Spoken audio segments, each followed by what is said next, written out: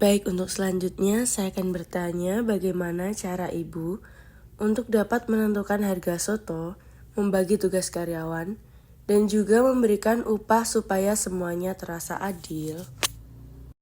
Soal harga kita ya standar-standar aja, nggak perlu untuk yang harga tinggi, soalnya kan kita melihat dari perkembangan ekonomi dan penghasilan warga sini juga. Kalau untuk pembagian tugas karyawan, mereka sudah saling kerjasama. Misalnya ada yang di depan itu membantu saya untuk menghitung, juga ada yang menyajikan, terus yang di belakang ada yang goreng, ada yang cuci-cuci piring, gelas. Jadi masing-masing udah tahu apa kerjaan mereka. Kalau upah ya saya sesuaikan dengan masa kerja di sini. Lalu selanjutnya, kalau ingin mengembangkan usaha tapi ada resiko, biasanya bagaimana Ibu menyikapi atau mempertimbangkannya? Ini Mbak, jadi kalau resiko itu saya kira kita tinggal dari diri kita masing-masing berani spekulasi atau enggak. Kalau resiko yang saya alami saat ini terus terang persaingan yang terlalu ketat. Sekarang kelihatan rame, banyak sekali orang yang ingin meniru seperti kita. Jadi kita warung rame, apalagi pengangguran sekarang banyak orang yang di PHK. Jadi apa yang rame dia menirukan. Saya kira risikonya seperti itu. Baik, lanjut Bu. Saat nilai dolar naik dan harga bahan-bahan ikut naik, apa dampaknya ke usaha Ibu? Terus biasanya bagaimana nggih cara mengatasinya? Untuk kita seperti warung kecil seperti saya ini Mbak, kalau dolar mengalami lonjakan, otomatis bahan-bahan ikut naik juga. Ya kita harus pinter-pinter mengaturnya. Bagaimana caranya kita bertahan tidak menaikkan harga dulu, tapi sedikit sekali kita mengurangi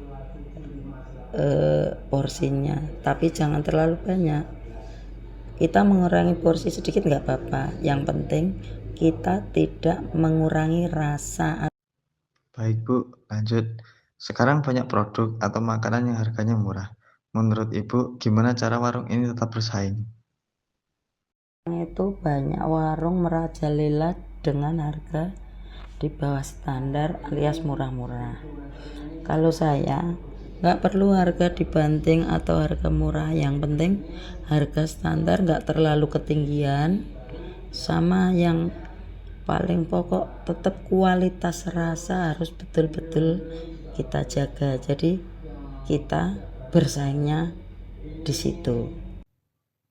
Kalau ada sisa makanan atau limbah dari kegiatan usaha, biasanya pengelolaannya itu bagaimana ya, Bu? Kalau sisa makanan atau limbah-limbahnya, kita ada yang membawanya pulang. Jadi mbak-mbaknya itu di sini kerja, di rumah punya ternak. Jadi kita membantu juga untuk makanan ternaknya.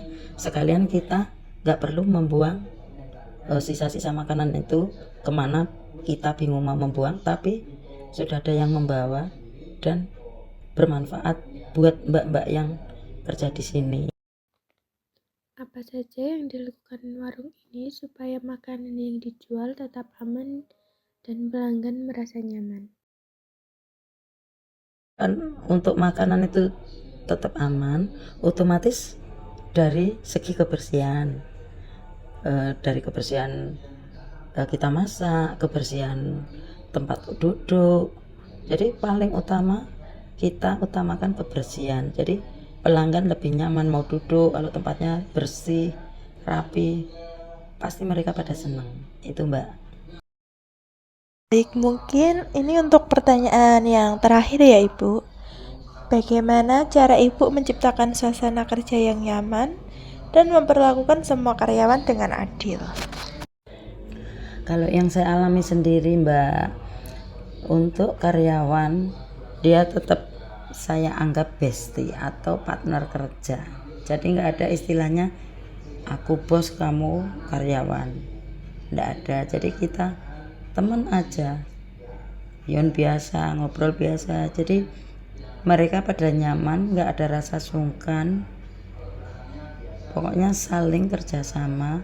Saya merasa terbantu secara pekerjaan, dia juga merasa terbantu secara ekonomi.